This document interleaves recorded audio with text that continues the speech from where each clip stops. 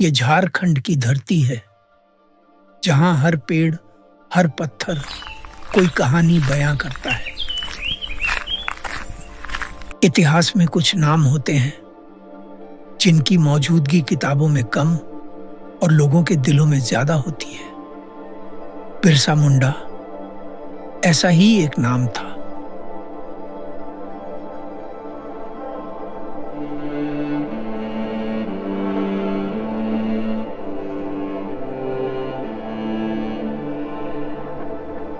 साल 1875 15वीं नवंबर में झारखंड के एक गांव उलिहातू की धरती पर एक बच्चा पैदा हुआ। गरीब था, आदिवासी था, लेकिन उसकी सोच जमाने से बहुत आगे थी। पूरे जंगल में एक खलबली सी मच गई, क्योंकि बिरसा का जीवन कोई मामूली नहीं था।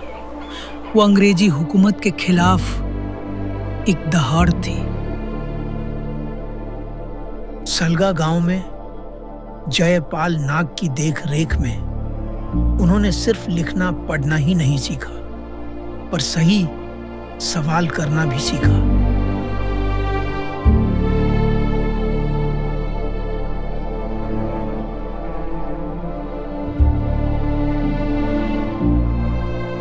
वो पढ़ाई में तेज थे। इसी के चलते उन्होंने अंग्रेजी मध्यम जर्मन मिशन स्कूल में दाखिला लिया और उनका धर्म परिवर्तन हो गया। Speak only English but nothing else. Do you get that? वहां पर उन पे दबाव डाला गया, उनकी रचनाओं का मजाक उड़ाया गया। जहां अंग्रेजों के हाथों में डंडे थे, वहीं बिरसा की आंखों में एक आग थी। डर के पानी से उन्हें धर्म में डुबोया तो जरूर गया, लेकिन उनका मन जंगल के जैसे बिल्कुल आजाद था।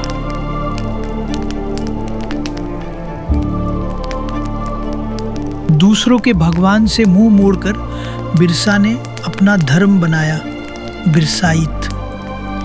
एक नई आस्था, एक नया विश्वास। उनकी धुन में एक पुकार थी, अंग्रेजों के विरुद्ध सबको जगाने की।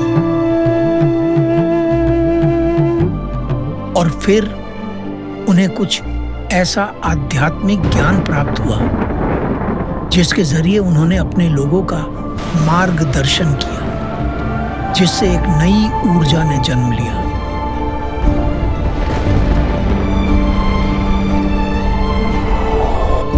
अपने लोगों के लिए अब धरती आबा जाग गए थे। वो तुम्हारी जमीन तुमसे छीन लेते हैं, तुम्हारे देवता को ठुकरा देते हैं, बस अब और नहीं।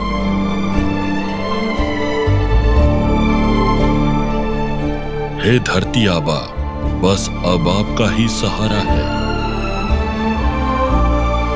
बिरसा ने अपने लोगों को एकजुट होने के लिए कहा और समझाया कि इस पूरे जंगल पे, यहाँ की इस सरजमीन पर किसी और का नहीं, सिर्फ हमारा हक है।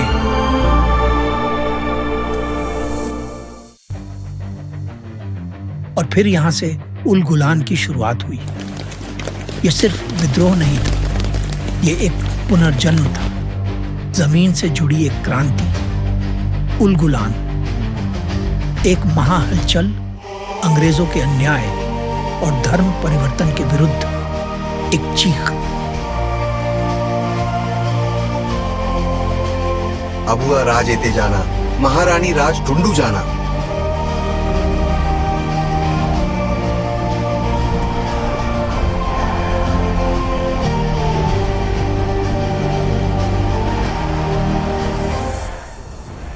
कुछ समय में अंग्रेजों की फौज रांची पहुंच चुकी थी। हम सबको साथ मिलके अब अंग्रेजों से लड़ना है। बिरसा के आदिवासियों के तीर कमान, बारूद और बंदूकों के सामने बेबस थे। ये हमारी जमीन है, आगे मत बढ़ो। और फिर आमना सामना हुआ टुम्बारी पहाड़ी पर। एक तरफ थे जंगलों के बेटे, धरती मां के रक्षक, और दूसरी तरफ एक ताकत जो सिर्फ तबाही जानती थी। गोलियां बरसी, बिना रहम के सैकड़ों आदिवासी वहीं ढेर हो गए। लाशें बिछ गईं, एक के ऊपर एक, जैसे पहाड़ ने खुद शोक की चादर ओढ़ ली। उस दिन के बाद लोगों ने उसे डुम्बारी नहीं, मौत की पहाड़ी कहना शुरू कर दिया।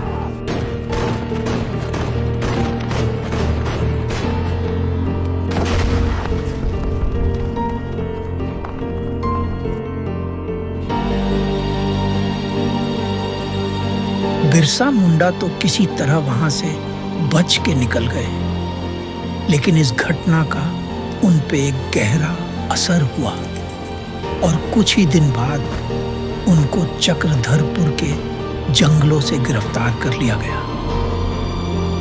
There he is, Birsa Munda. Arrest him.